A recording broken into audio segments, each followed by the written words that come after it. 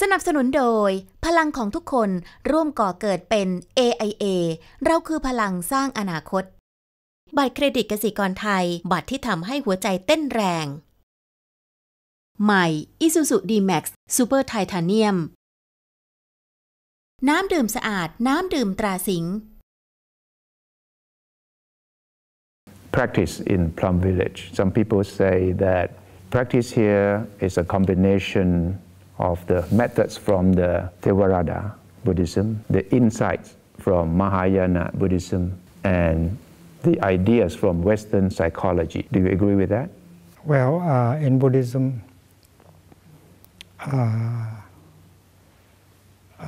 the teaching about mind is very deep. And modern psychology, Western psychology can learn a lot from the teaching of Buddhism concerning the mind. We have offered many retreats on Buddhist psychology, and psychologists and psychotherapists have come a lot in order to learn. But we need to understand their language, their way of healing.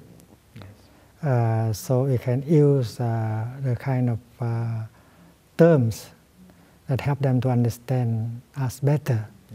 But in fact, there are plenty of the teaching on psychology in Buddhism already.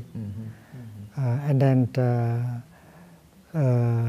Mahayana is just an extension of Theravada. All great Mahayana thought are drawn from the Theravada teaching. So there is a continuation.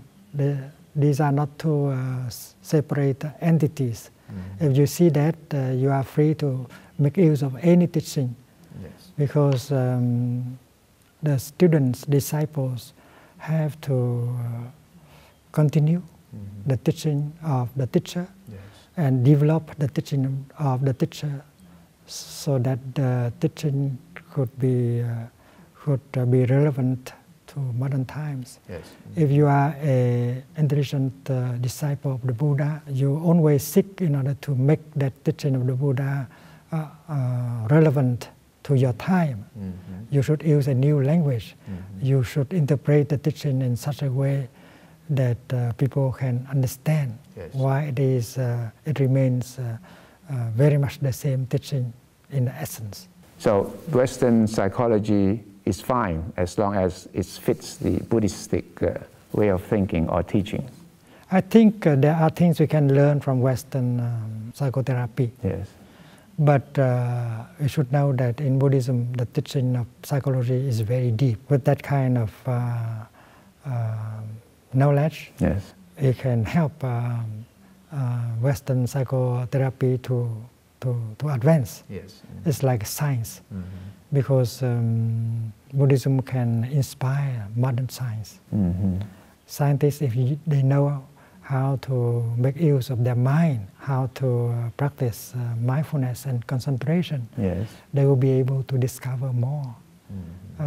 They don't need to rely only on the mathematics and the instruments of research, because in Buddhism we say that if your mind is clear, if your mind is free from afflictions like anger and fear and ignorance, your mind is the best instrument in order to understand the world. But in the Eastern world today, in Asia, we are following the Western culture more and more. Are we losing our own culture, especially Buddhism? Asia is very impressed by science and the Western way of consumption. Many of us in Asia want to consume as much as people in the West. And people in the West are well dressed. They have a big house. They have good, beautiful cars and so on. So we think that they are very happy.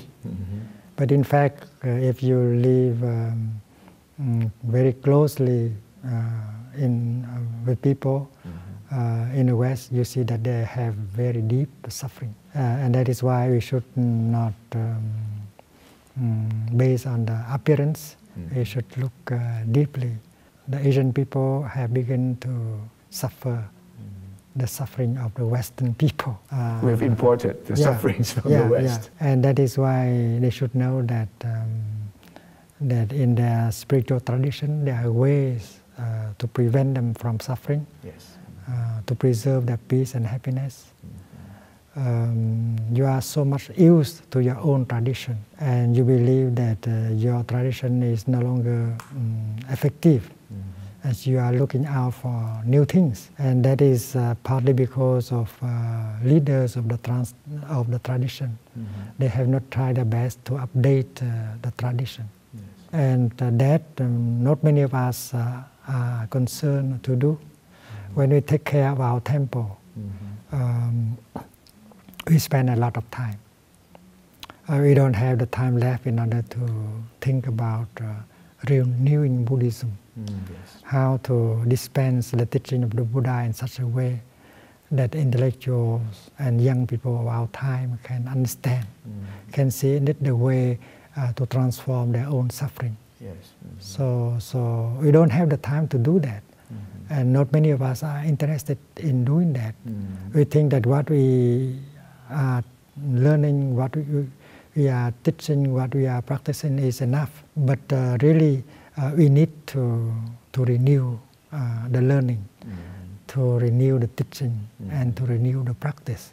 Otherwise, Buddhism will disappear. It's like in Christianity. Christianity, if it does not, if she does not renew herself, she could disappear also. The same thing is true with Buddhism. Are you concerned about Buddhism disappearing? Buddhism is declining in many countries. In many countries. And if we don't know how to renew them, they will continue to decline. But Buddhism is growing in some countries, especially in the West. Why so?